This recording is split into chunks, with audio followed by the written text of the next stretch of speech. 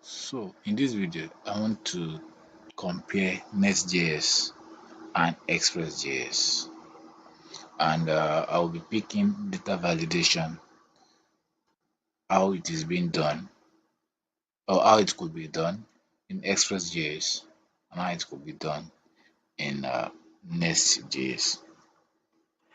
So nestjs, the major difference between nestjs and expressjs is the architecture. Expressjs give you the freedom to do whatever you like, to organize your code, your project the way you like. Whereas Nest.js is opinionated, like it has an opinion that this is how you should do it. So it restricts your way of doing things. So it forces you to follow a particular pattern.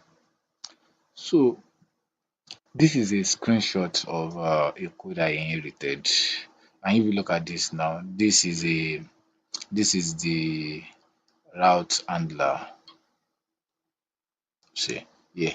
Now, the body that is being taken, that has been sent by the sender or the client, is being passed through into the service directly. This is so wrong, and that is express kind of for you. This is so wrong, and the client might have sent insecure data, to be some malicious properties. So data is not being validated here at all. And another way to also do it, if you look at here, you could also say you want to read some properties from the body, then you do a check if the user ID exists. If the user ID does not exist, or the title, if any of this does not exist, do you get it? If any of this does not exist, then you should throw an error. And if you look at this error, supply all user ID. No. Even if it is just statue that is not there, you still get this same generic error. Then the clients have to figure out what is wrong.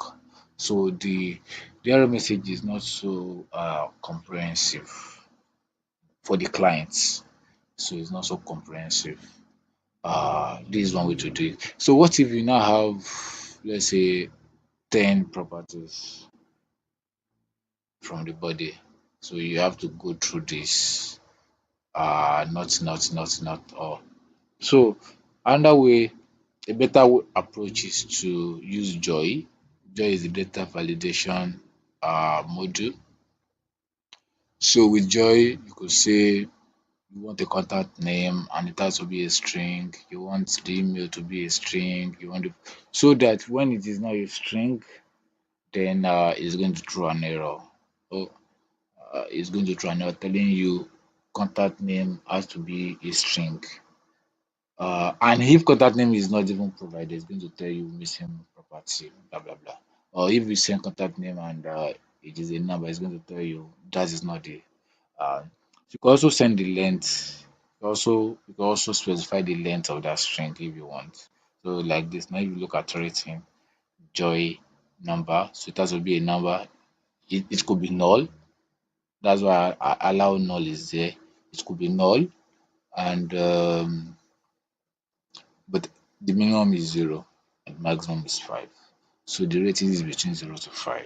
Do you get it? So yeah. So this is how you could do it in Express.js. Yeah. So let's take a look at Nest.js. This. So in Nest.js, I have this project. Yeah. So if you look at this now, you can create a DTO, data transfer object, to say, okay, this is what is expected to come in. So you can now specify it's a string, it's not allowed to be empty, all those kind of things. You specify it here. Then come to your controller. Okay, yeah. Come to your controller, you say use this decorator, this is a variable, but you now see is of type the DTO that you created. Do you get it? So if you look at here now, it takes you back here. So this is going to enforce all your specifications here. This is going to enforce all your specifications. So with this setup. So if the if the sender is sending a request,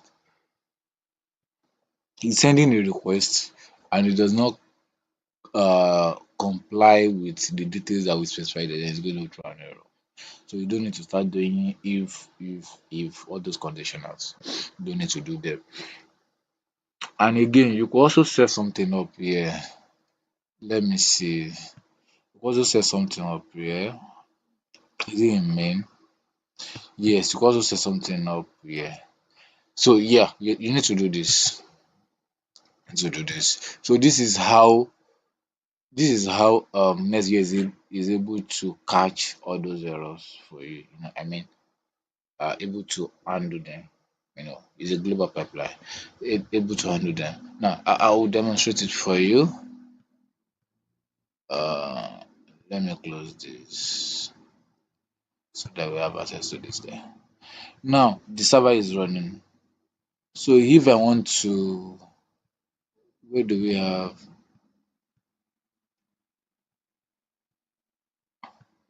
uh controller? I want the controller. So okay, the post requests. That's what I wanted to confirm. Post request, post. That's create song. Yeah, this is the guy. Now, if I send this request now, it is meant to throw an error because I'm not even sending anybody. You see now, I'm not even sending anybody. So it's telling me title should not be empty, title should be string, artist must be a string. So all those things, it has checked the body, it has compared it to what I have in the DTO and returned some errors for me. You get it? So the client will understand, when you are integrating the front end engineer, if it's a different engineer, even if it is you, it is clearer to you that this is what is expected to be sent immediately. So that's that. So I was saying something the other time. If we comment this out, it's not going to catch the error again. Yeah, it's up. So let's do this. Let's create again. You see, it's created because we didn't catch the error. Yeah. I wanted to say something. So in this, let's undo this. Now here you could also specify some things.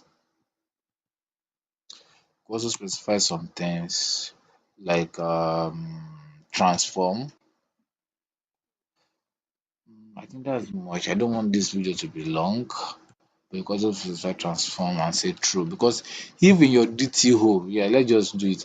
If in your DTO you have a you have a method, this is just properties. If you have a method like a function and you want to access it directly immediately, then you should use transform so that nestjs will automatically create an instance of this class and pass it through uh and pass it to your DTO. You get it? So that's that. There are a couple of options that you could also let me show you here.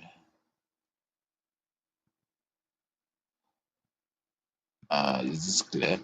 Let's look at the options that we could have. Let's look at the options. So this is transform, disable error message, blah blah blah. So you could look at this. There's another place I saw that told me everything there was.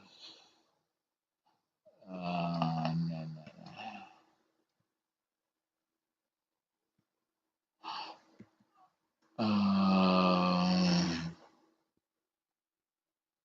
Told me everything. Yeah, these are the options that you have here. These are the options that you have. These are the options. There are many, but you could read the documentation to know what other things that you would like to specify. Yeah. So yeah, I think with this short video, you're able to see the differences, with how to do data validation in nestjs and how to do data validation in Expressjs. Yeah, thank you so much. See you next time. Bye.